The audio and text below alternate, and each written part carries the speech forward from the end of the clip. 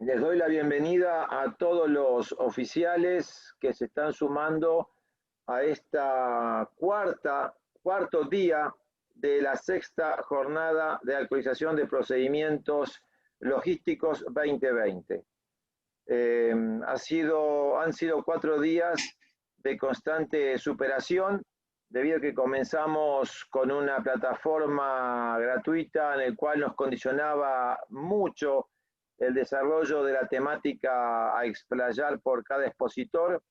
Eh, el aporte de oficiales que estuvieron escuchando las primeras exposiciones nos permitieron tener la tranquilidad de contar con el tiempo suficiente para que el Comodoro Lanuti en el día de ayer se explayara profundamente y con mucho detalle en la problemática de las adquisiciones en pandemia, y ese, esta posibilidad también la va a poder tener el Comodoro Gandini, desarrollando su temática con respecto a las tareas del Estado Mayor Conjunto como J4 en este entorno de pandemia. Así que sin profundizar, sin ahondar más y para poder aprovechar al máximo el tiempo, cada uno que tenga una pregunta lo pone en el chat. Yo deshabilito el audio. Si falla el audio, yo replico la pregunta que están poniendo en el chat. Y como siempre, luego queda el grupo de WhatsApp abierto para que cualquier inquietud de la exposición del día de hoy o las anteriores se plasmen ahí y podamos seguir interactuando. Sin más, le doy la palabra al señor Comodoro Fernando Gandini para que comience con su exposición del día de la fecha. Bueno, buenas noches a todos. Todos me ven, todos me escuchan. Quería agradecer la presencia de todo el personal de oficiales, superiores, subalternos, al personal militar subalterno, al personal retirado y en actividad. Realmente es un desafío muy importante. Que ya se integre el personal retirado también, es un logro de acá, del Comodoro Fernández, que integró en esta jornada logística al personal retirado. Eso habla bien de la vocación del personal, que aunque retirado sigue combatiendo en nuestras líneas. Así que le agradezco a todos, al personal militar subalterno también que está presente y si hay algún personal civil. Bueno, yo le voy a hablar un poco de las experiencias que tuvimos con la Operación General Manuel Belgrano. La Operación General Manuel Belgrano es una de las operaciones logísticas más grandes de los últimos 25 años. Eso fue dicho por todos los militares que tuvieron la oportunidad de participar en la planificación. Yo lo voy a enfocar un poquito más del lado de la planificación, cómo bajaron los objetivos políticos al Estado Mayor Conjunto y cómo fue cambiando la operación para hacer un plan de operaciones a través del COFA que llevó al éxito de la misión, que va llevando cerca ya de 214 días continuos ininterrumpidos de operación. Para esto vamos a hacer una presentación.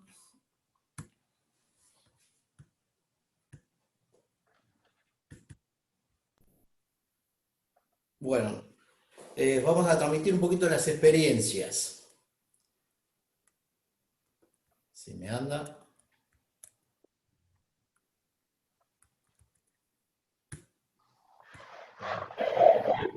Vamos a ver un desarrollo del plan de las operaciones de apoyo a la emergencia. Realmente esto nosotros empezamos a ver la situación un poquito antes de que el presidente de la Nación llamara a los jefes de Estados Mayores y al jefe de Estado Mayor Conjunto y al comandante operacional. Nosotros en los primeros días de marzo hay que ubicarse en los primeros días de marzo. eh, Todavía no sabíamos que era el COVID, veíamos que en Europa ya empezaba el tema de las muertes repentinas. En Europa se prohibieron los vuelos. Estados Unidos a esa altura, a los primeros días de marzo, prohibía los vuelos a Europa. Y sabíamos en un primer momento que las Fuerzas Armadas iban a ser empeñadas en esta operación, en una operación que después se llamó Manuel Belgrano, ¿no? Bueno, pero para esto quiero darle un poquito la apreciación que tuvo el comandante en su momento antes de que se lanzara formalmente la operación.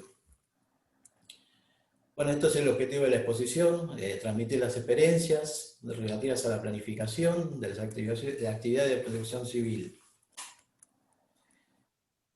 Vamos a ver el marco legal. ¿Qué significa el marco legal? Realmente yo lo que quiero significar con este marco legal es ver cómo un objetivo político en sí mismo se transforman en actividades logísticas esenciales para proteger a la población. Si ustedes ven las fechas ahí del marco legal, van a ver el decreto de necesidad de urgencia de fecha 12 de marzo, ¿sí? La resolución ministerial del 13 de marzo y la directiva del jefe de Estado Mayor Conjunto del 13 de marzo también. Esto ocurrió porque, sinceramente, ya se sabía que las Fuerzas Armadas se iban a empeñar y entonces decidimos, tiempo antes que formalmente nos lo pidiera el presidente de la Nación, empezar a planificar. Empezar a planificar y realmente esto fue un desafío, porque una buena planificación en el inicio creo que asegura el éxito de la operación y hasta la fecha realmente podemos decir que esta operación es un éxito. ¿Cuál es la misión que se le asignó al COFA? El COFA dice ejecutar una operación de protección civil para brindar apoyo al sistema de salud de la nación. Y esto realmente fue un desafío, por eso empezamos a trabajar en lo que llamaba la intención del comandante. ¿Cuáles eran las premisas que teníamos que utilizar para desarrollar esta operación? Esto, recuerden lo que estoy diciéndole, esto fue los primeros días de marzo que empezamos a planificar y a estudiar cuál era la intención de esta operación. Después que los jefes de Estado mayores generales, el jefe de Estado Mayor Conjunto y el ministro de Defensa fueron a una reunión con el presidente de la Nación, tuvieron una charla de 4 horas, de más de 4 horas. Ahí el comandante operacional y el jefe de Estado Mayor Conjunto pudieron apreciar cuál era la intención política, cuál era realmente lo que se esperaban de las Fuerzas Armadas. Entonces nos sentamos a hablar en el Estado Mayor, a pensar cómo diagramar esta operación, colocando premisas que eran fundamentales para el logro de la operación en su mayor dimensión, porque realmente la situación de la pandemia en el país en ese momento, al 12 de marzo había 20 enfermos de COVID nada más, no teníamos idea realmente de la dimensión de esta operación. La primera intención que impuso el comandante fue visibilizarlo. ¿Visibilizar a quién? Al enemigo. ¿Cuál era el enemigo ese? El coronavirus, sí, perfecto. Lo visibilizamos. ¿Cómo lo visibilizamos? Decía, todos después vieron que en el tiempo esa palabra se proyectó en los políticos, se proyectó en otra serie de funcionarios que decían lo mismo, visibilizar al enemigo. Eso salió del Estado Mayor del COFA. Y el comandante lo único que quería saber era qué tareas debería desarrollar el COFA o el Estado Mayor Conjunto para mitigar el COVID. Simplemente eso. Tratar de verificar a ver en qué estábamos, en qué capacidad estábamos para poder mitigar el COVID. Una segunda intención del comandante, una premisa, era un requerimiento al requerimiento. ¿Qué significaba un requerimiento al requerimiento? Si ustedes se acuerdan, en el primer mes de marzo todavía el presupuesto de las Fuerzas Armadas era el mismo del año pasado. Replicaron el presupuesto del año pasado y del presupuesto del año pasado, del año anterior, mejor dicho, era exiguo, realmente exiguo. Las fuerzas no podían asumir una operación de esta magnitud con el presupuesto que tenían. Entonces, lo primero que se trató de hacer es hablar con las autoridades y decirle, ¿usted tiene un requerimiento específico? Bueno, nosotros necesitamos los medios para cumplir con ese requerimiento específico, porque nosotros no tenemos los medios. Hablemos, por ejemplo, la matanza, la primera parte que nos pidieron en un requerimiento. El intendente de la matanza le pide un requerimiento al comandante operacional, le dice que tiene que proporcionar entre 100.000 y 2 millones de raciones. El comandante, ¿qué le dice? Dice, bueno, si usted me da esto, en 24 horas tiene la operación. El intendente dijo, en 24 horas tiene los medios, y el comandante le dijo, en 24 horas largamos la operación. Eso es lo que llamamos requerimiento al requerimiento, ¿no? Y también la parte presupuestaria, porque cada requerimiento, no solamente de unas tareas específicas, horas de vuelo, kilómetros recorridos, todo eso implica presupuesto que se tenía que asignar en forma extra. Después vamos a ver cómo se manejan los requerimientos y cuáles son los canales para hacer esos requerimientos. Otra de las intenciones del comandante era cuidar al que cuida. Empezamos a pensar en el personal, ¿sí? El personal que iba a estar expuesto en las actividades, y por ende se tomaron dos medidas, ¿sí? Primero, la protección del personal. Nadie ejecutaba ninguna tarea sin la protección correspondiente. Esa protección la tenía que dar el que solicitaba la tarea. Nosotros cuando recién empezamos a realizar tareas en la operación Manuel Belgrano, no teníamos los medios. No había guante, no había lente, no había nada. Entonces eso lo tenía que proporcionar el que solicitaba la tarea, los intendentes, los gobernadores, el que sea. Y otra opción más era que nosotros analizamos es las unidades militares. No dejar que las unidades militares ingresen personas enfermas. ¿Qué quiere decir? No usarlo como un medio como un hospital o como medio de aislamiento del personal enfermo. Nosotros debíamos cuidar a nuestra gente para que pueda hacer la tarea. Hubo una presión muy grande del Ministerio de Salud para que usemos las unidades militares como hospitales de aislamiento. Y realmente, cuando se le explicamos el por qué no queríamos acceder a eso, nos dieron la razón, pero realmente hubo momentos tensos de charlas, reuniones, reuniones con políticos, reuniones entre políticos, donde nos exigían que pusiéramos las unidades militares a disposición. Otra intención del comandante era la economía de fuerza. Todos sabemos que siempre en una operación que no sabemos cuánto iba a durar. Realmente a veces nos mirábamos entre nosotros y no sabíamos si iba a durar 60 días, 90 días. Hoy llevamos 215 días de operación y todavía seguimos operando. Otra intención del comandante era la respuesta flexible, pero estructurada. ¿Qué significaba la respuesta flexible? Ustedes van a ver después, yo le voy a poner un poquito más adelante, cómo estaba estructurada la división de los comandos conjuntos de zona de emergencia. El comandante tenía la necesidad de darle una libertad de acción a los comandantes conjuntos de zona de emergencia para que puedan actuar. ¿Fue fácil? No, no fue fácil, porque los comandos conjuntos de zona de emergencia tenían los medios a su disposición. Y recuerden que en el mes de marzo, recién los jefes de Estado mayores estaban haciendo cargo de sus jefaturas y nadie quería dejar en manos de otro las operaciones de sus medios, personal y material. Por eso implementar esta respuesta flexible a los comandos conjuntos de zona de emergencia fue realmente un logro del comandante, poniéndole los límites que tenía que ponerle, ¿no? Diciéndole qué es lo que podían hacer y qué no podían hacer, pero para que esta pandemia pudiera tener una respuesta ágil, ¿no? Un último ítem que se analizó y que llevó a mucha discusión en el Estado Mayor, en el Estado Mayor conjunto entre las fuerzas, que fue analizado a fondo, fue el uso de armamento. Analizamos la conveniencia de usar o no usar armamento. Y realmente llegamos a la conclusión que si usábamos armamento podíamos llegar a tener una baja de lo esperado. Lo único que decidimos, sí, es que la seguridad del personal militar le hiciera la policía, dentro del marco legal. Nosotros lo que teníamos que hacer era una acción de protección civil.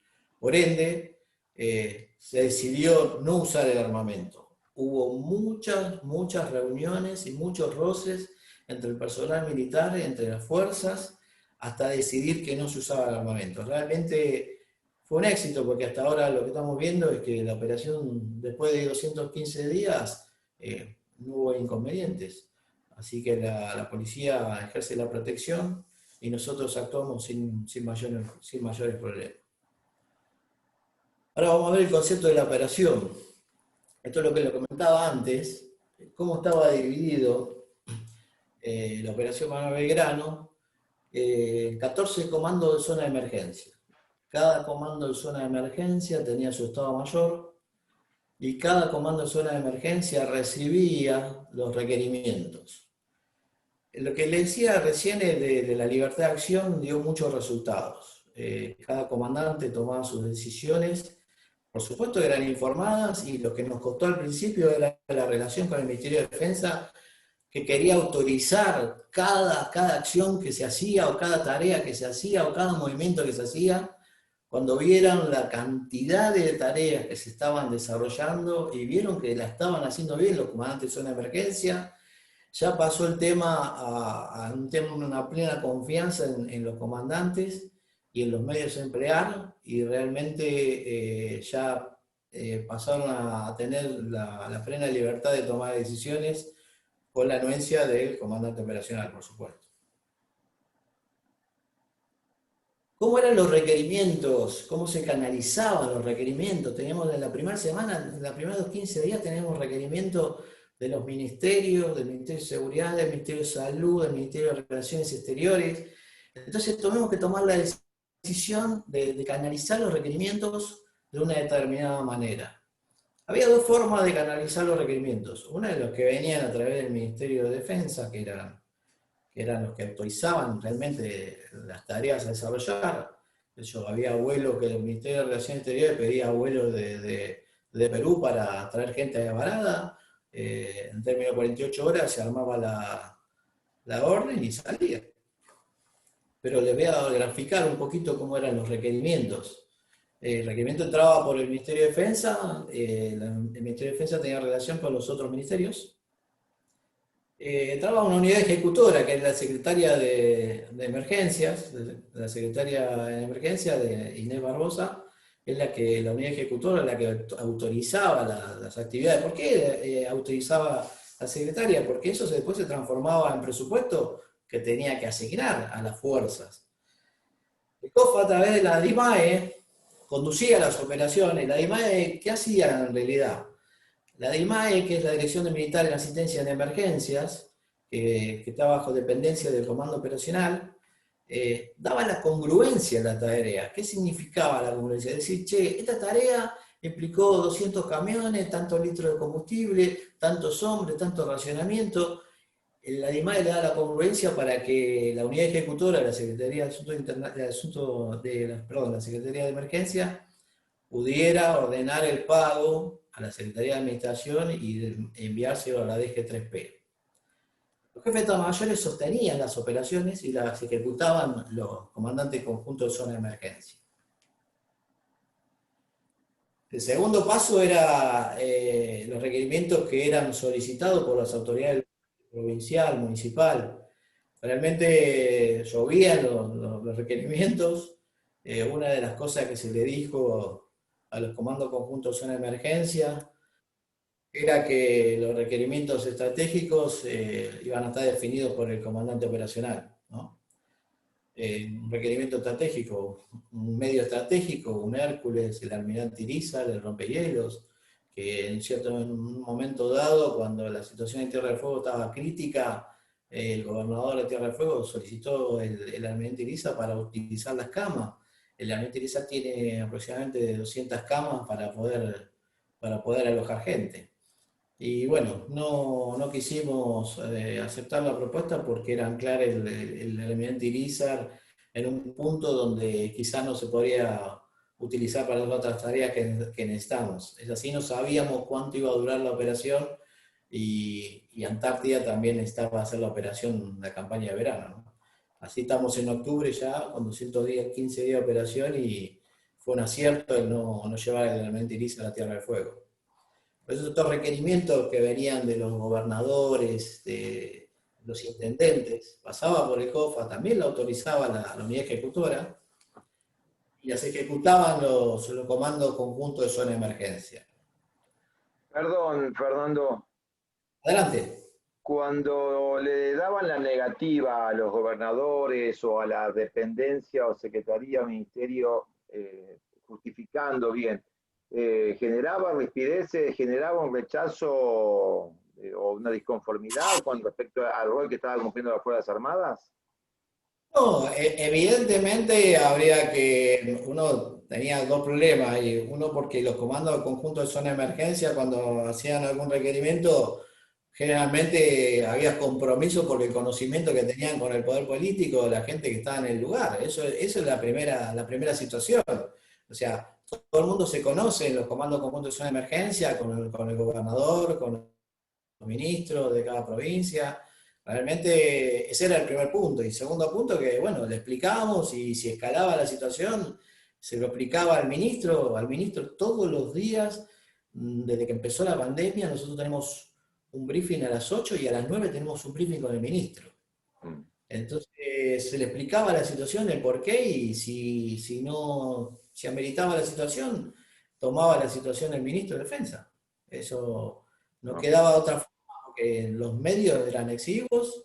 Realmente cuando empezamos la operación, nosotros le pedimos que también, yo lo tuve que encarar, el tema de pedirle 300 millones de pesos para las primeras operaciones, los primeros 15 días de operaciones, y realmente no había en ese momento. No, el poder político también se negaba a darnos al COFA mucho dinero para que reparta, ¿no? Porque en definitiva después lo teníamos que repartir nosotros. Por eso, si ustedes vieron los requerimientos, se canalizaba a través de la DIMAE y se pagaba a través de la DG3P de cada fuerza, ¿no?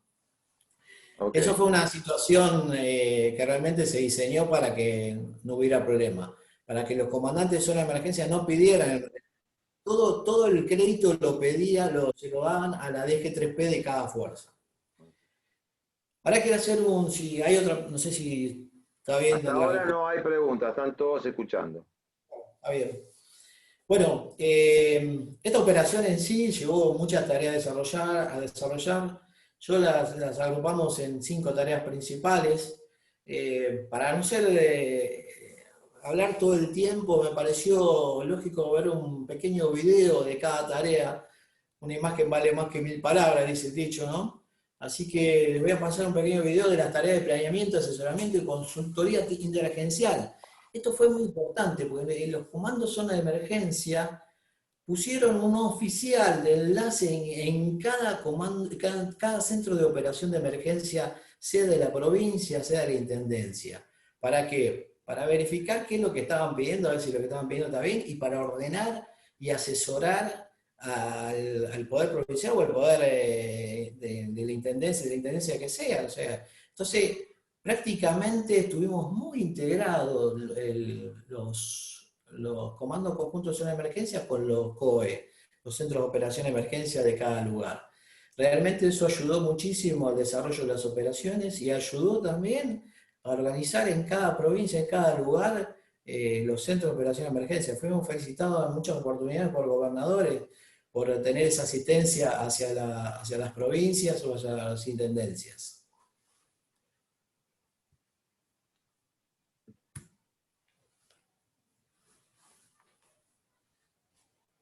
Ahora vamos a ver un pequeño video y...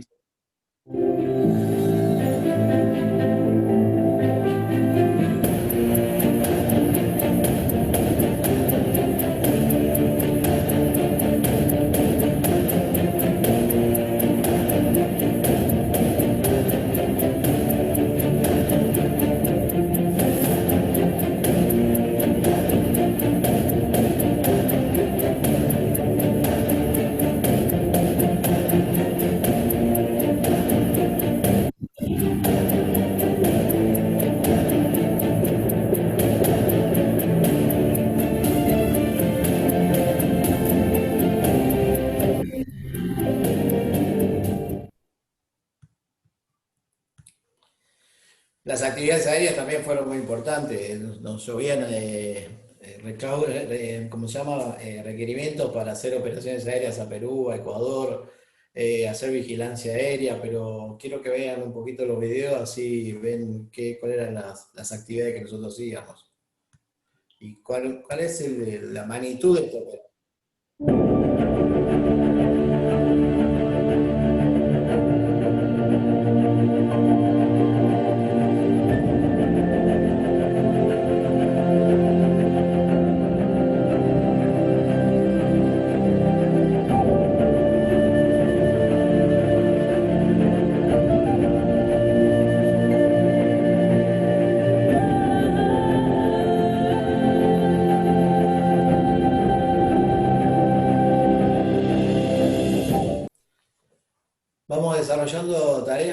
forma agrupada, por eso estoy pasándole para que ustedes dimensionen el tamaño de esta operación, ¿no? La envergadura de esta operación, la cantidad de gente que está trabajando, la cantidad de sacrificio que hace toda esta gente para llevar a cabo esta operación. Ahora vamos a ver las tareas de ampliación de la infraestructura hospitalaria y los apoyos sanitarios. Un poquito de video para que vean las actividades.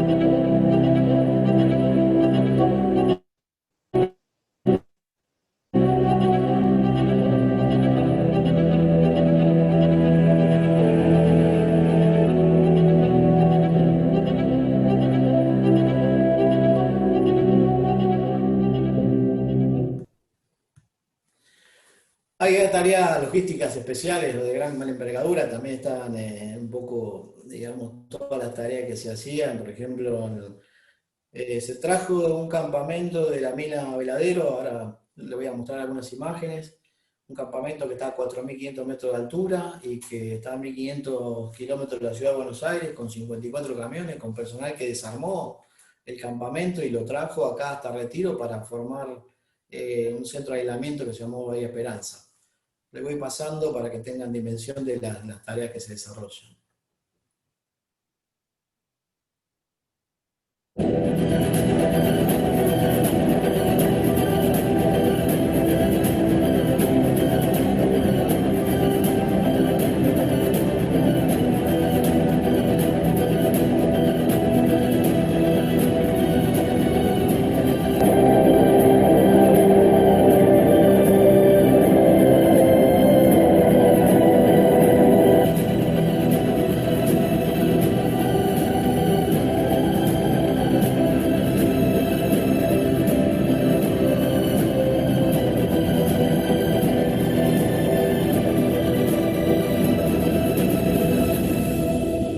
Particularmente con respecto a Tecnópolis, me tocó coordinar con el ministro de Cultura, que es el que armó el centro, que dependía de él, ¿no?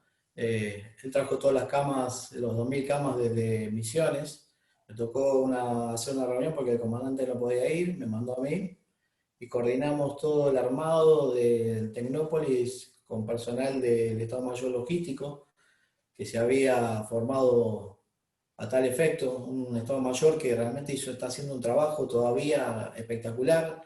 Son casi 30 hombres que trabajan permanentemente, coordinando todas las tareas, a cargo de un general en el tercer año, y eso se estaba dado porque el Estado Mayor Logístico tenía que enlazar con todos los comandos conjuntos de emergencia, los comandos conjuntos de zona de emergencia, que en muchos casos eran generales. Entonces, el comandante operacional decidió poner un general muy antiguo para que coordine las actividades. Bueno, Fernando, seguimos con las tareas. Sí, adelante. hay una pregunta de parte del capitán Martínez. Martínez, ¿puedes hablar? Buenas noches, señor Comodoro. Buenas noches. Quería saber cuáles fueron las tareas que se desarrollaron y cuál fue el apoyo que le dio el Estado Mayor Conjunto a las misiones en el exterior que tenemos en este momento. ¿O fueron todas tareas desarrolladas solamente en el ámbito argentino, digamos? No. A ver, yo te puedo comentar una tarea realmente que llevó mucho tiempo, fue el tema del traslado, el despliegue de las misiones de paz en Chipre. Si ustedes están al tanto del tema ese, lo iba a comentar al final de la exposición, pero a nosotros nos tocó desplegar, hacía el relevo en Chipre en agosto. Teníamos la obligación, digamos, de llevar a la gente en una burbuja porque tenía que llegar allá sin contagio de COVID. Tuvimos que hacer 14 días de cuarentena en el Caico Paz, con medidas realmente excepcionales, dividiendo a los grupos de cada 4 personas para que en caso de contagio podamos separar un grupo y no que caiga todo el mundo. El que caía con COVID o que estaba contagiado con COVID se lo separaba y entraba un suplente. Y también nos costó mucho el tema del contrato con la Aerolíneas Argentina para poder desplazar a toda la fuerza de tarea, que eran 230 hombres, que fueron en 2 vuelos, y que realmente el contrato nos costó muchísimo en el sentido del trabajo que nos dio el poder concretarlo, porque lo que queríamos nosotros era un vuelo charter directo a Chipre, que finalmente se concretó. Hicimos un vuelo de Ezeiza a Chipre sin escalas, con un Airbus, un Airbus 300 creo que era. Sí. Un Airbus que llevaba, eran la mitad del avión estaba, pero lo que era necesario era llevar poca gente para que pueda llegar en un vuelo directo desde Argentina a Chipre. Sí, sí, hubo muchas operaciones que se desarrollaron en el exterior, allá en Chipre. Tuvimos que implementar 14 días de cuarentena a la llegada. El intercambio operacional con la gente que estaba allá fue difícil porque normalmente se hace un HOTO que se llama, un handover takeover, con la gente que está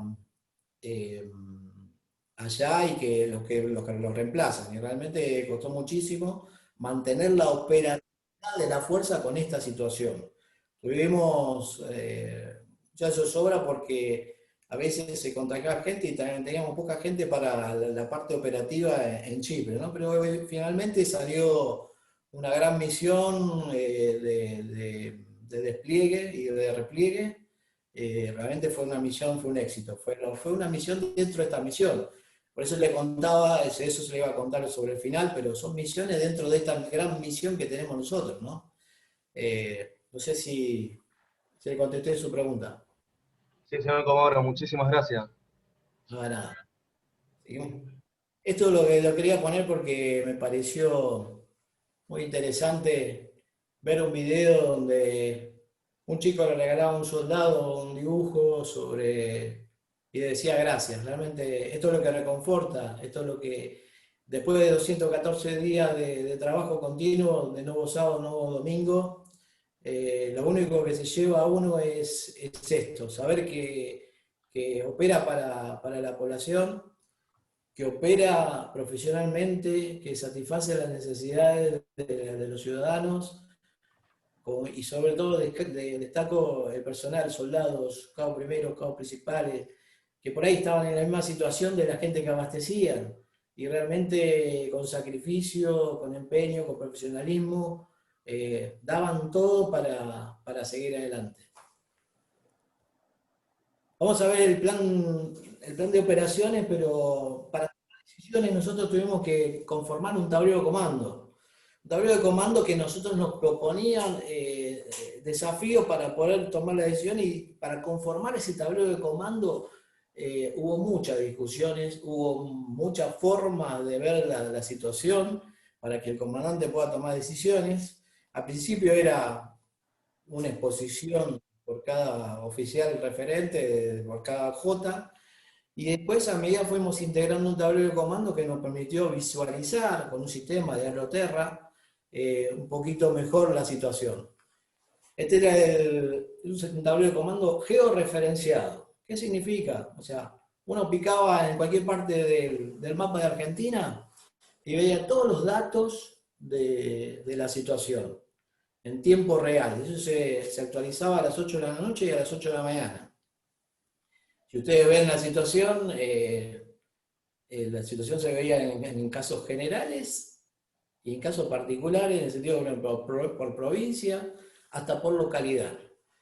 También se daba al principio la situación global, cómo estaba en el mundo la pandemia y cómo nos afectaba a nosotros. ¿Por qué? Porque teníamos que ver cuáles eran las operaciones futuras que podíamos llegar a desarrollar de acuerdo a lo que estaba pasando del otro lado del mundo, en la parte norte, ¿no? En Estados Unidos, en Europa. Esto es otra parte del tablero de comando. Ustedes pueden ver la provincia de Buenos Aires, se podía ver por localidad, georreferenciada también. Esto son herramientas realmente importantes para la toma de decisiones.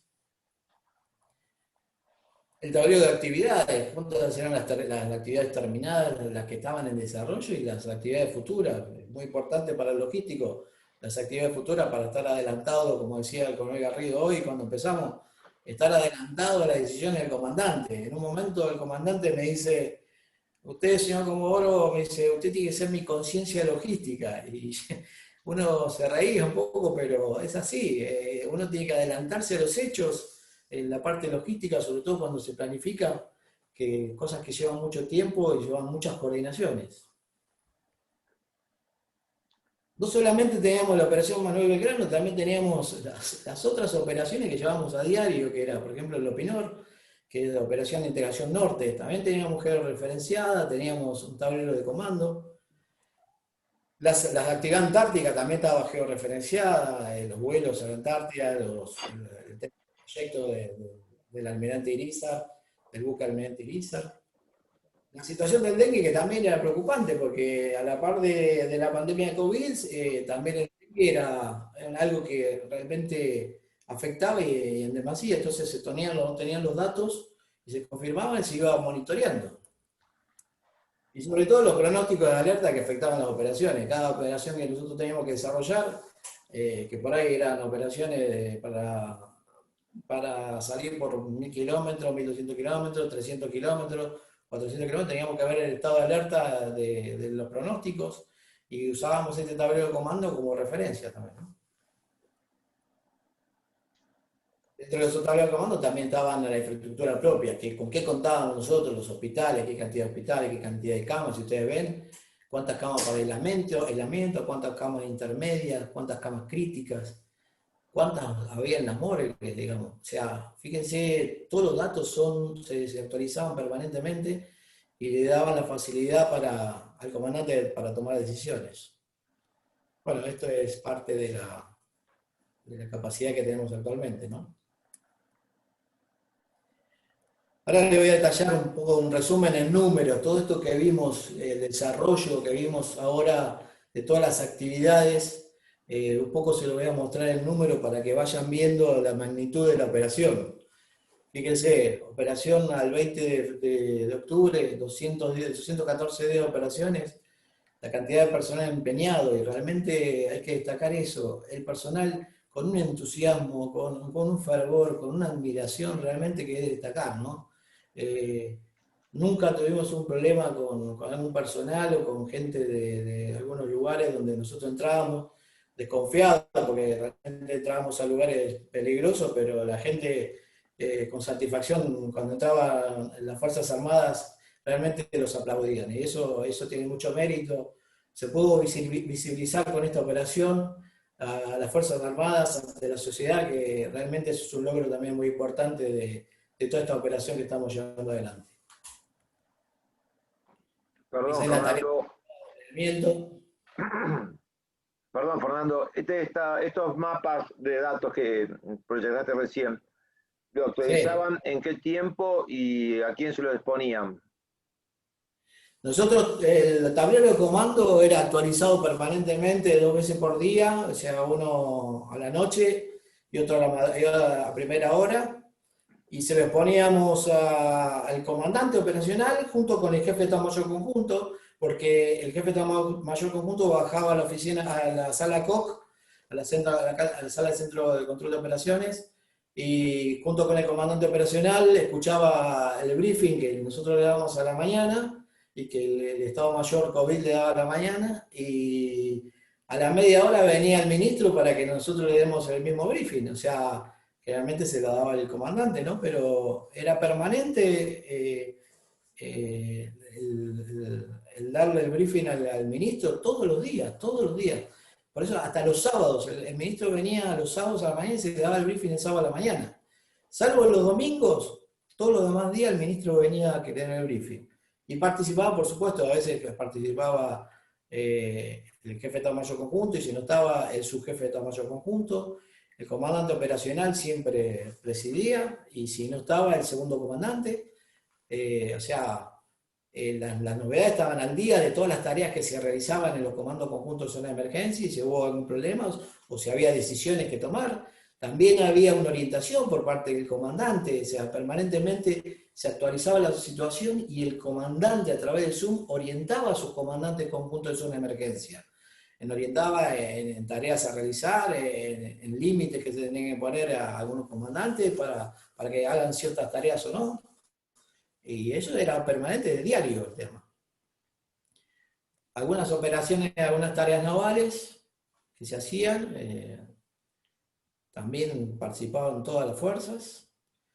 Tareas de ampliación de infraestructura sanitaria, tareas de apoyo sanitaria, esto siempre hubo mucha actividad por parte de todas las fuerzas, participaron sin inconveniente y dando todo el apoyo, eso la verdad que es destacable.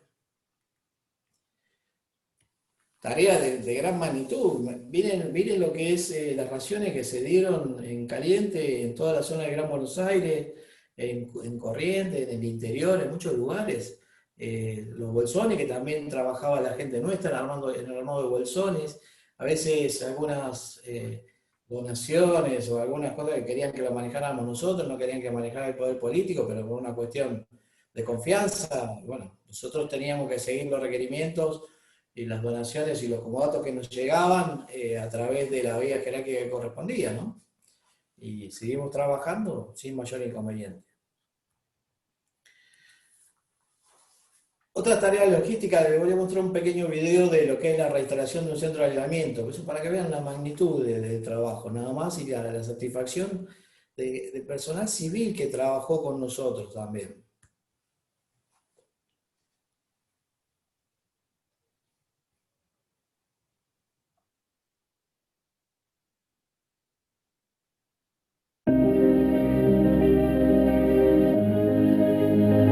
Generales, hemos procedido con tareas de preparación y carga de distintos tipos de efectos. En estos momentos el personal está organizado con un grupo de desarme encargado de retirar la cubierta del grupo modular y otros dos grupos de transporte de materiales, que son los que aparcan el material y lo dejan listo para la carga en los camiones.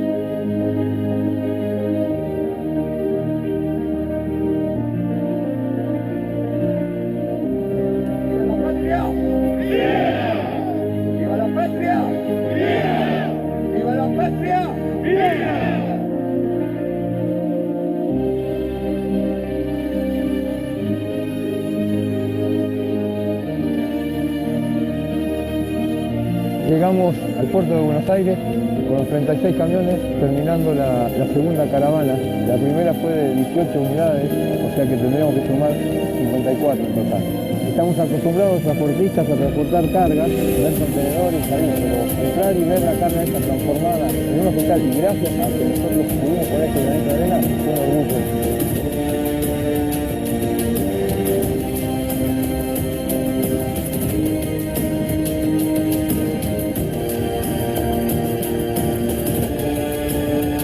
Y hoy decimos que sentimos una tarea cumplida en honor de haber ayudado a nuestras Fuerzas Armadas y a nuestro país.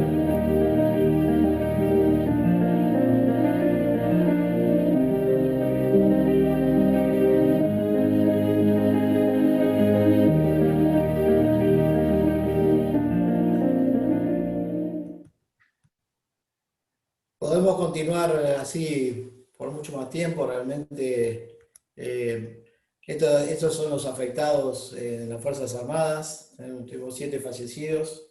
Realmente esto es lo que a nosotros nos mueve, seguir con la actividad y poniendo el entusiasmo, trabajando día y noche, como sea.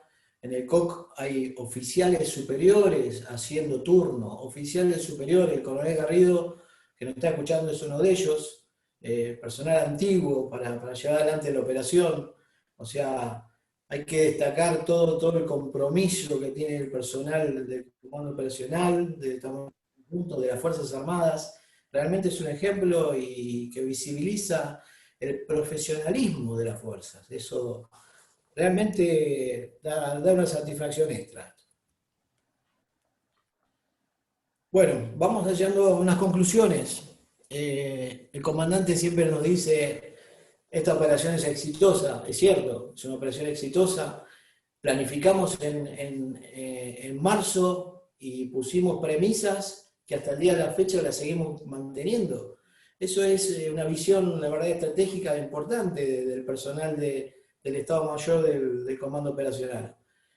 Pero ¿qué pasa? ¿Podemos fallar? Sí, sí, a veces podemos fallar, somos seres humanos, lo que no tenemos que permitirnos es relajarnos.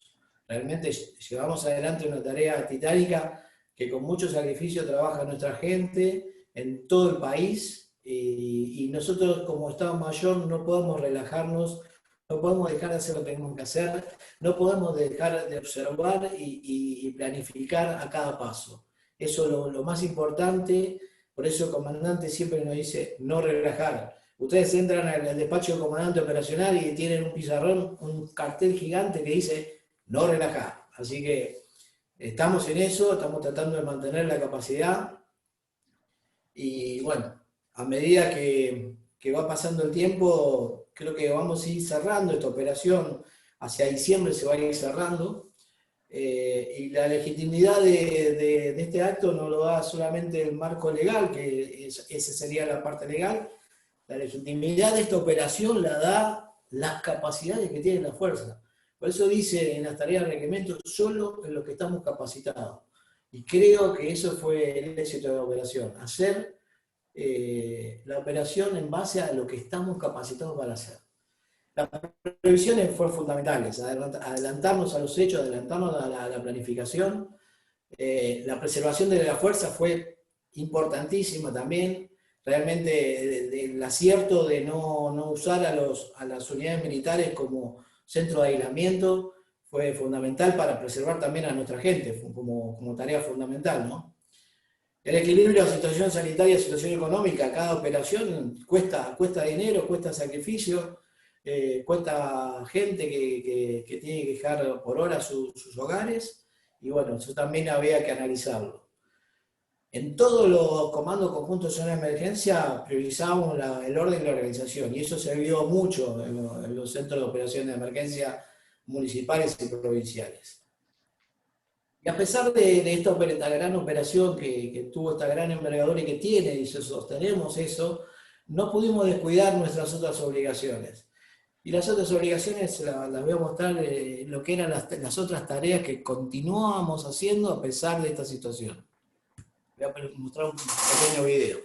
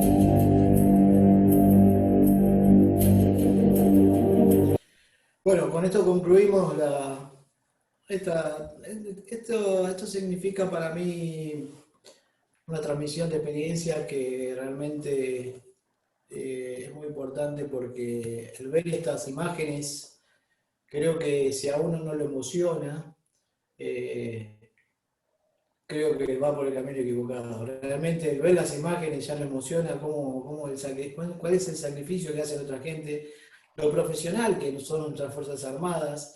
Debemos estar orgullosos de todo eso y debemos estar orgullosos de nuestra especialidad de abastecimiento que va llegando de a poco a los puntos más importantes en el poder, en la toma de decisiones. A mí particularmente, en los 11 años de existencia del Comando Operacional, la primera vez que hay un oficial de abastecimiento de la Fuerza Aérea como jefe 4. Todos los demás fueron coroneles de ejército. No es por nada, señor coronel Garrido, no se ofenda, pero es la primera vez que hay un comodoro de Fuerza Aérea de la especialidad de abastecimiento, la J4 del Comando Operacional, y realmente me siento orgulloso de ser de esta especialidad y poder dejar bien sentado el prestigio de la Fuerza y de la especialidad. Esto es una operación realmente impresionante, impresionante, y yo destaco el sacrificio de toda la gente, de toda la gente. Y hay que estar orgulloso, hay que estar orgulloso. Bueno, muchas gracias, Comodoro Gandini, por su exposición. Ha sido también muy clara, muy directa con los videos que nos pudo compartir, y de esa manera también permitió llegar a un horario adecuado, 50 minutos de exposición, habiéndonos mostrado en ese tiempo todo el esfuerzo que muchos de los que están en actividad tal vez no logran dimensionar. Son parte, son un engranaje pequeño en cada unidad de ese esfuerzo tremendo que inclusive en los medios de comunicación tampoco se ve con claridad todo ese esfuerzo. Así que, replicando las palabras del señor Comodoro Gandini, como retirado ya, es un orgullo ver a un montón de profesionales de todos los escalafones trabajando para, como Fuerzas Armadas, decir presente en esta situación de pandemia que tiene nuestro país y el mundo. Quedaría ahora para el auditorio. Les pido por favor que anuncien por el chat quién tiene alguna pregunta de haberla, y así yo les voy habilitando el audio y empiezan a interactuar con el expositor.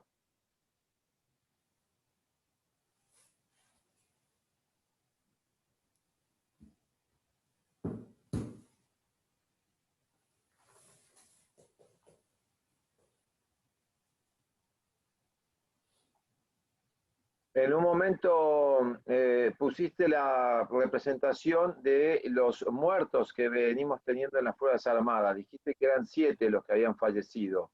Sí, ¿Tenés ahí la referencia de su especialidad y de qué fuerzas son?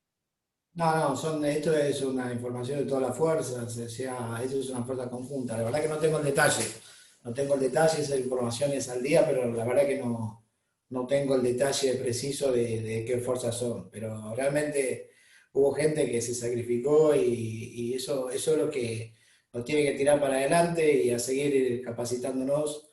Y esta es una gran oportunidad para que todos conozcan el esfuerzo que hacen las Fuerzas Armadas en pos de servir a la patria, ¿no? El Comodoro Lanuti tiene una pregunta. Fernando, muy bien, excelente la exposición, muy didáctica, muy precisa. Sé que del esfuerzo, sé del compromiso que tenés con el cargo que tenés y que nos permite la mejor de las representaciones en el Estado Mayor conjunto con tu actividad. Y desde ya que más que seguro que eso te va a permitir catapultarte a otros cargos bastante interesantes por lo que hemos venido conversando. Así que, como siempre, gracias y éxitos para lo que resta de tu gestión ahí en la J4 y la que venga. ¿Tendremos alguna idea medianamente en términos presupuestarios de de lo que ha demandado hasta la fecha la operación? Mirá, yo no tengo esa información, te la puedo averiguar, sí te la puedo averiguar, pero la verdad que sinceramente no tengo esa información acá. Eso lo maneja la DIMAE, las intenciones de emergencia. No se me ocurrió preguntar si ya es un buen dato para dimensionarlo en una placa más, porque la verdad que es un dato útil y todo lo que eso implica, ¿no? Cuánto es el costo de esta operación. Muchas horas de vuelo, muchas horas de gente trabajando y mucho sacrificio, ¿no? Eso, Sí, pues eso estaría no muy tiene precio. bueno contar con ese dato para poder contrastarlo con el presupuesto que las fuerzas tienen para funcionamiento a lo largo del año y poder llevar a alguna conclusión, algún análisis con respecto Sí, a eso sí. realmente de lo que va. En puntual, en Marambio, ¿han tenido que coordinar alguna tarea, algún requerimiento especial? Sí, sí, sí. Para el COVID hay un protocolo que se armó ahora para el traslado y para el repliegue de la misión que va ahora a Marambio en la campaña de verano. Hay un protocolo especial que el personal que va en el Almirante Iriza para los relevos tiene que hacer 14 días de cuarentena en el Caicopaz, como hicimos con la fuerza de despliegue de UNFICIP, el mismo protocolo, están todos aislados. Al principio, cuando entran a la Caicopaz, se le hace el PCR, se toma la muestra a ver si alguno está infectado o no, se lo aísla como si fueran habitaciones de cada 4 personas, para que si cae uno solo y no caen los 4. Mejor dicho, si caen los 4, a lo sumo caerán 4 y serán reemplazados. Los reemplazos también van al Caicopaz a integrar la dotación, por las dudas que alguno caiga con COVID, y se hacen todas las actividades de adiestramiento que tenían que hacerse antes de la parte de la partida del buque, se hacen en Caicopaz. Igual que las misiones de paz. Todo el adiestramiento previo que no se pudieron hacer en la zona de reunión intermedia, normalmente en los despliegues hay zonas de reunión intermedia donde tienen una capacitación y una zona de reunión final, que es en el Caicopaz, donde terminan de capacitarse y se les exige un montón de estudios y de exámenes, ¿no? Para determinar los niveles de la gente. Bueno, eso se hace mientras están en cuarentena. Inclusive el personal de instructores del Caicopaz, los instructores, el personal que cocina, los que limpian, el personal de depósito, también hacen la cuarentena con la misma gente. O sea, es un sacrificio de 14 días conjunto de todo, instructores, personal de limpieza, todo. Y se toman medidas para entrar al Caicopaz, bueno, se toman medidas de los protocolos normales como si vos entras al Cóndor. Todos usan barbijo, todos usan alcohol en gel, todo el protocolo normal para el coronavirus. Gracias. No, de nada. ¿Alguna pregunta más tenemos de algunos participantes de la reunión de hoy? Vicecomodoro de Express, por favor habilitar tu micrófono y podés hacer la pregunta. Buenas noches, señor Comodoro. ¿Cómo te va? La consulta es, estuvimos viendo que el Estado Mayor del Comando Operacional está planificando en forma inmediata y en futuro, tratando de adelantarse a los requerimientos. Es decir, ¿El nivel político le bajó alguna cantidad de días de este máximo esfuerzo para planificar o cómo están planificando? No. Inicialmente suponíamos que en principio podía durar, cuando empezó la planificación, entre 60 y 90 días, estimábamos, pero no teníamos certeza, digamos, cuando iniciamos la planificación. El poder político no aseguraba nada, no aseguraba la cantidad de días que íbamos a operar. Esto era una operación que iniciaba y no sabíamos cuándo terminaba, por eso una de las partes que era requerir al requerimiento era fundamental, porque nosotros no contábamos con todos los medios para poder desarrollar semejante tarea con esta magnitud, ¿no?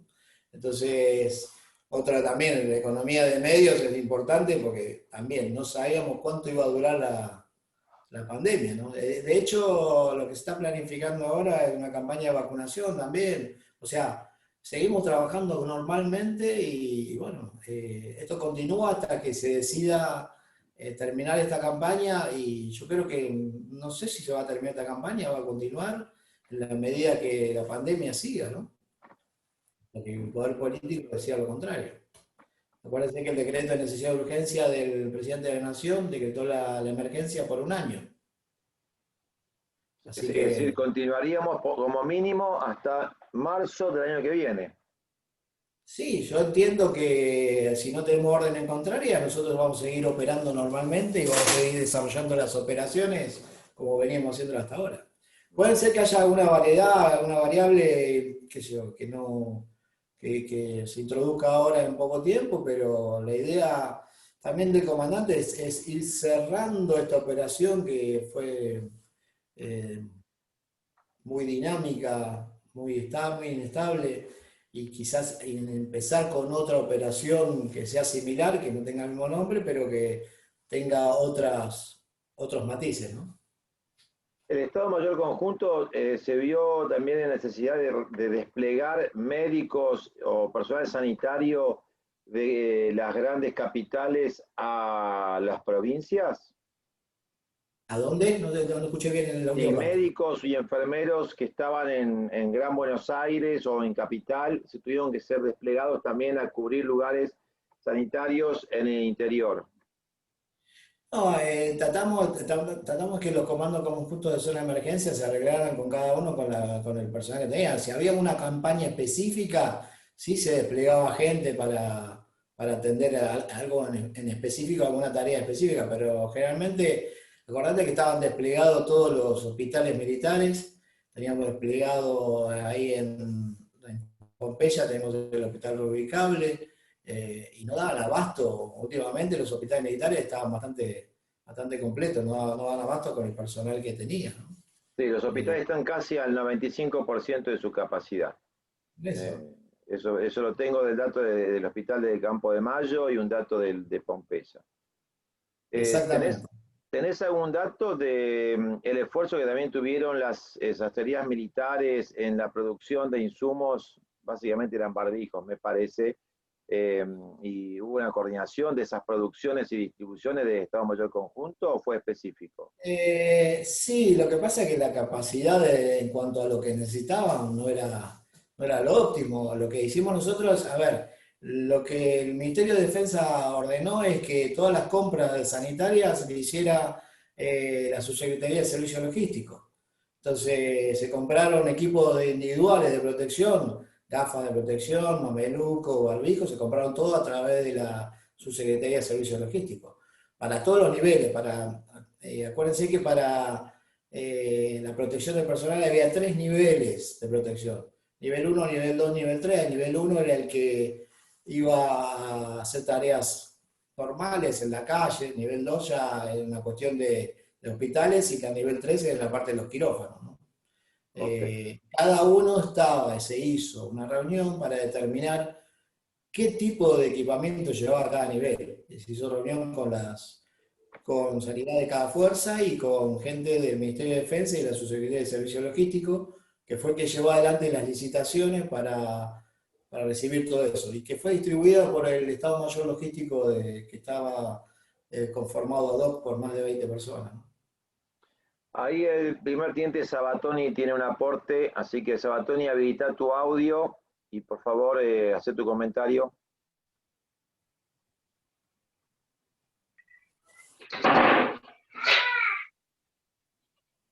Sí, buenas noches, señor Comodoro. ¿Cómo le va? Primer teniente Sabatoni, estoy destinado en la Dirección General de Salud. Adelante, por favor. No, simplemente aportar a la pregunta que había hecho el Comodoro Fernández respecto al personal que está desplegado. Nosotros hace una semana tuvimos que mandar gente para reforzar lo que es el Hospital Aeronáutico Córdoba.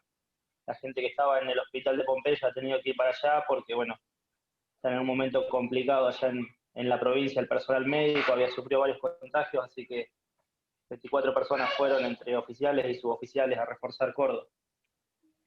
Exactamente.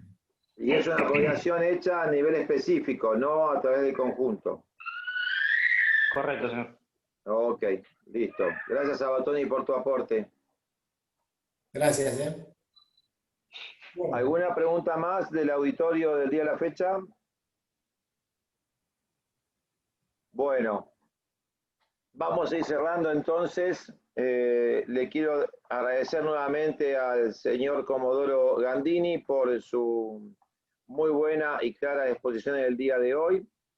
Lo mismo para el Comodoro Lanuti en su exposición en adquisiciones en épocas de pandemia, al vicecomodoro Desprez en su elocuente y comprimida exposición con respecto a las tareas que venía realizando Cruz del Sur, y al comodoro Carano, que debutó en esta nueva modalidad de esta HAPLOC 2020, siendo el que más salió vapuleado porque tuvo que tomar la gimnasia de trabajar contra reloj sin tener todavía una práctica de cómo era la interacción virtual. Lo hablaba en privado con el señor Comodoro Carano en el sentido de que todo lo que él nos fue relatando inicialmente era para transmitirnos a nosotros todos los inconvenientes que tenían cualquier movimiento en época de pandemia allá en la veeduría, y quería terminar cerrándolo con lo que fue el simulador. Pero cada punto que nos marcó el señor Comodoro Carano estaba focalizado también puntualmente a lo que era la problemática del traslado del simulador del sistema de arma Texas. Al vicecomodoro Pagani le quiero agradecer personalmente también por todo el apoyo que me fue dando en forma virtual, en forma de WhatsApp, para ir trabajando y viendo cómo concretábamos esta tarea de esta sexta jornada virtual. Inclusive trabajando desde su vehículo, trasladándose hasta la ciudad de Córdoba y en una transmisión vía celular para estar presente en la jornada. Y sobre todo al señor Comodoro Lanuti, que cuando veía que el año se nos iba, corriendo detrás de la pandemia, me parecía que teníamos que tratar de mantener lo que habíamos soñado con el Comodoro Carano en su momento, el Comodoro Gandini, de llegar a tener estas jornadas, con el Comodoro Lanuti empezar a desarrollarlas en forma continua en el área de logística Palomar, y me parecía que era necesario seguir teniendo algún vínculo con cada uno de los oficiales que están distribuidos, no caprichosamente. A veces hay un sesgo de capricho, pero no están distribuidos caprichosamente en cada lugar donde están destinados, y a los oficiales también, y es importantísimo mantener este vínculo de conocer qué es lo que está haciendo su especialidad dentro de la institución Fuerza Aérea, y como acaba de marcarlo el Comodoro Gandini, dentro del Estado Mayor Conjunto. Espero que les sirva a todos para tener esa gran mirada, siendo cada uno una pequeña pincelada dentro de este cuadro de el poder y la importancia que tienen nuestras Fuerzas Armadas en cada una de las actividades que el gobierno de turno nos reclama y nos pide que llevemos adelante. Así que, dando un cierre a esto, no sé si el brigadier Segner quiere aportar algo, y después le voy a pasar la palabra al señor Comodoro Lanuti para ir cerrando. Por favor, señor brigadier, puede habilitar su audio y puede hablar. Bueno, buenas noches a todos. En principio, muy bueno lo suyo, Gandini. Me alegro de que esté funcionando el sistema. Lo digo desde el punto de que por allá por el año 2000. Se escucha mal el audio, señor. 2013, yo fui el inicio ahora. A ver, escuchamos. No se escucha bien. Paso por otro. ¿Ahora me escuchan? Sí, se escucha mejor. Un poquito más bajo, pero mejor. Bueno, vamos a aumentar el volumen también. Ahí va. ¿Ahora? Mejor. mejor. Bueno, en principio, muchas gracias, Gandini, por la exposición, muy buena, sobre todo toda la tarea que realizaron. Me alegro, como estaba diciendo recién, porque por el año 2013 yo fui el primer oficial de enlace para la DIMAE. En aquel entonces ni presupuesto teníamos, es decir, teníamos los mismos requerimientos, cosas por el estilo, ejercicios, nos pedían de todo y nada. Vi cómo esto se fue evolucionando durante todo el COVID desde afuera, porque como retirado estamos para mirar desde afuera, no para dar las opiniones, salvo cuando nos las pidan. Y bueno, me parece muy buena la idea de acá de Fernández de llamarnos o hacernos participar de estas jornadas a los retirados, porque entiendo que el Comodoro Báez, mi antiguo jefe ahí en Abaspal, sigue dando clases ahí en la Escuela de Suboficiales, al Comodoro Sosa, que también fue uno de los que en cierta manera comenzó con todo esto de pasar de oficial de abastecimiento a una carrera universitaria, y bueno, a pesar de estar afuera, Fernández, Carano y uno que otro más saben que seguimos empujando desde afuera. Algún día de estos tal vez se enteran. Pero bueno, muy buenas todas las exposiciones y bueno, le doy la palabra a Fernández o directamente ya a la noti.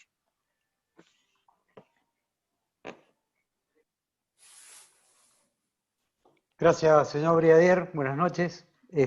Bueno, gente, así como tal, siguiendo un poco las palabras del señor Brigadier Segner, agradecer no solo la presencia a lo largo de todas estas jornadas del personal retirado, hoy con la grata sorpresa que nos acompaña un señor camarada del Ejército Argentino, el coronel Garrido, al quien no tengo el gusto de conocerlo personalmente, pero espero que este lazo, este momento, esta situación abra la puerta para eso a un muy cercano futuro. Desde ya los augurios, señor coronel, para su destino y su misión, su próxima misión a cumplir.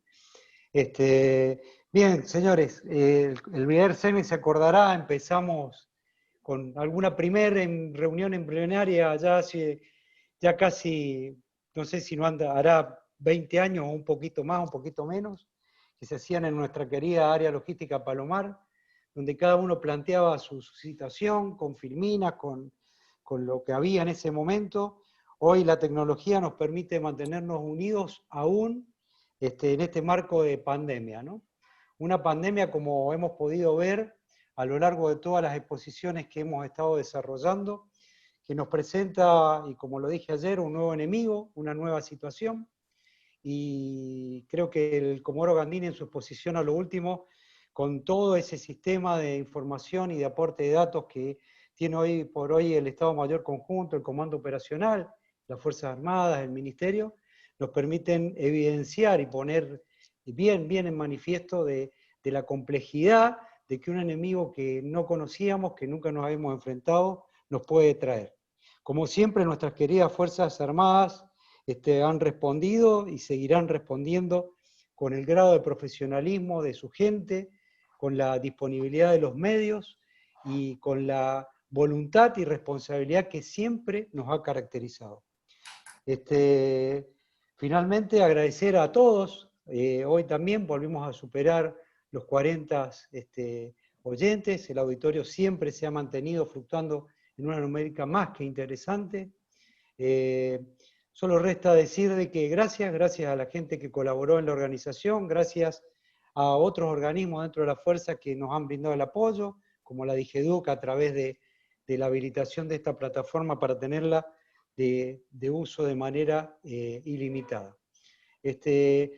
Siguen los desafíos, siguen los requerimientos, siguen las incertidumbres, que no es más lo que nos toca siempre como logísticos afrontar. Si esto fuera fácil, tendríamos siempre una cola de gente que quisiera estar cubriendo los cargos que nosotros cubrimos. Y más de una vez no se ve, no hay, uno mira para atrás y no cuesta encontrar gente que esté interesada, pero sí, siempre se cuenta con el respaldo de los subalternos que apoyan desde sus humildes lugares de trabajo Hemos acá, mi coronel, sobre todo para usted que se nos ha incorporado, hay gente que tenemos en Chile, gente que nos está escuchando de Estados Unidos, nos han estado escuchando de Marambio y de todas las provincias donde la Fuerza Aérea tiene bases y unidades cumpliendo actividades operacionales. Bien, no me resta más que agradecer nuevamente, seguimos trabajando, como bien lo dijo recién el brigadier Segner, queda algo más para anunciar en este año 2020, algo que también es una ilusión que tenemos los logísticos de la Fuerza, así que, bueno, no resta más que decir, muchas gracias por la atención, muchas gracias por la oportunidad de dejarme hablar en este cierre, y estaremos en contacto, y desde ya, desde mañana mismo, empezaremos a organizar ahí con la gentil y siempre noble apoyo que nos da el Comodoro Fernández, y el Comodoro Pagani, y todo el resto de la gente que anónimamente nos ha apoyado, la nueva jornada, la 7ª jornada que realizaremos en el año 2021. Esperemos que el bendito virus nos permita conocernos físicamente, estar físicamente en un aula y poder, hasta también en esos briefings, seguir hablando de logística y compartiendo en el café, compartiendo nuestras experiencias. Bueno, muchas gracias, y bueno, Fernández, te dejo el cierre, y nuevamente, gracias Fernández en particular. Sé mucho el esfuerzo y sé de tu permanente interés por esto, realmente es una lástima que nos hayas abandonado tan pronto, porque te quedaba mucho hilo en el carretero. Ok, gracias.